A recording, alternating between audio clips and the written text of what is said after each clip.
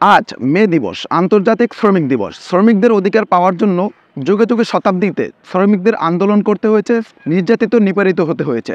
শ্রমিকরা যুগে যুগে যে আন্দোলন করেছে তাতে তারা জেল খেটেছে, আরও আছে অনেক ইতিহাস তাদের। আপনি যদি ইতিহাস পড়ে দেখেন দেখবেন আসলে শ্রমিকরা যে ন্যায্য অধিকার পাওয়ার জন্য যে আন্দোলনগুলো করেছে, যে নির্যাতিত নিপীড়িতগুলো হয়েছে, আপনি যদি ইতিহাস পড়ে দেখেন দেখবেন আমেরিকার শিকাগো স্থানে শ্রমিকরা সর্বপ্রথম আন্দোলন শুরু করে।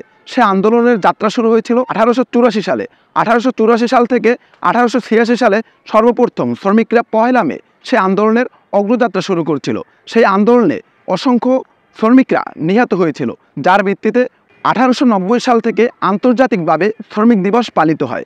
কিন্তু আসলে আমরা কি শ্রমিকের ন্যায্য অধিকার দিচ্ছি? সে প্রশ্ন নিয়ে আজকেই আমাদের এই ভিডিও।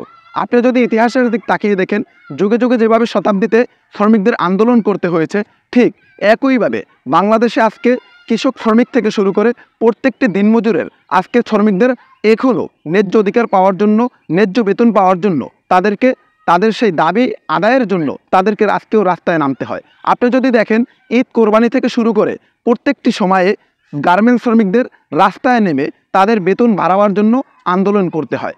এবং আপনি যদি ইতিহাসের পাতা খুলে দেখেন, ব্রিটিশ বিরোধী আন্দোলনের থেকে তৎকালীন সময়ে বাংলাদেশের চা পাতা তোলার যেই শ্রমিকগুলো রয়েছে তাদের যে বেতন ছিল সেখান থেকে শুরু করে আজ অবধি সেই 5 টাকা থেকে শুরু করে আজকে 170 টাকা এসেছে।